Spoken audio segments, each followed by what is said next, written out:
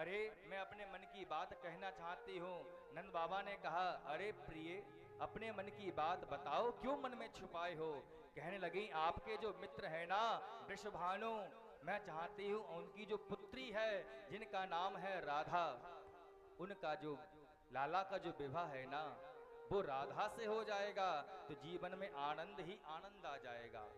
मित्रता जो है वह रिश्तेदारी में बदल जाएगी। यशोदा मैया ने जब इस प्रकार कहा तो बड़ा ही आनंद आने लगा। और नंद बाबा सुबह तड़के ही बरसाने पहुंचे, द्वार को खटखटाया, वृषभानु जी मिले, हृदय से लगकर स्वागत किया, आसन दिया, बिठाया, जलपान कराया। वृषभानु जी ने कहा कि बताओ नंद बाबा किस प्रकार आना हुआ है, क्या सूचना लाए हो। कहने लगे नंद बाबा, अरे वृषभानु, अपनी मित्रता तो बचपन की है, अब देखो उम्र भी इतनी हो गई है, मेरा मन करता है कि तुम्हारे जो छोरी है ना सांवली सलोनी जिनका नाम राधा है, और मेरे यहाँ पर भी लाला का लाला है जिसका नाम कन्हैया है, तुम जानते हो ना कितना सुंदर है, कितना सलोना है, बहुत सीधा बालक है। वृषभानु जी कहने लगे, इतना सीधा है कि पूरा ब्रजमंडल जानता है।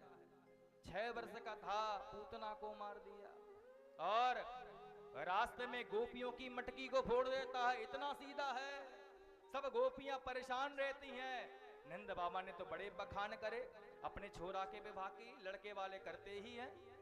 लड़का चाहे कुछ भी करता होगा, 25,000 की नौकरी होगी, 1 लाख बता के आएंगे। 10वीं फेल होगा, एमए बताएंगे, एमए करा होगा तो बीएड बताएंगे। पता तो जब चलती है जब शादी को 1 साल हो जाता है कि लड़का कितना सीधा था। अब जैसे ही वृषभानु जी ने कहा, नंद बाबा का मुंह लटक गया। हमने तो अपने छोरा की इतनी बड़ाई करी कि झटपट विवाह हो जाए, और वृषभानु जी को तो सारी खबर है।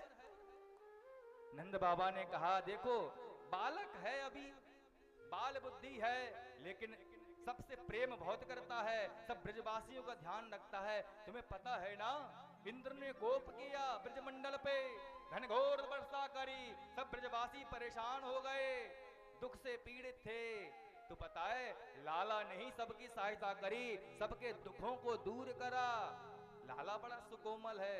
वृषभानु जी ने कहा, हाँ ये तो बात मानी जाएगी कि लाला ने सब ब्रजवासियों को सुखी किया, सबके दुखों का हरण किया, बस यही गुण बहुत अच्छा है। और मैं चाहता हूं नंद बाबा कि मेरी जो छोरी है राधा, उसका विवाह भी जो है आपके छोरा से हो जाए। वृषभानु जी समझ गए कि मेरी छोरी दुखी तो कऊ ना रहेगी, क्योंकि कन्हैया जो है ब्रजवासियों को कभी दुखी नहीं रखता है। बात ही बात में दोनों रजामंदी हो गई।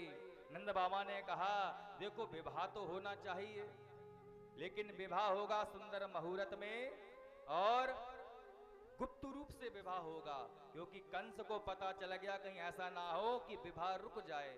लाला का प्रथम विवाह है तो सुंदर मुहूर्त में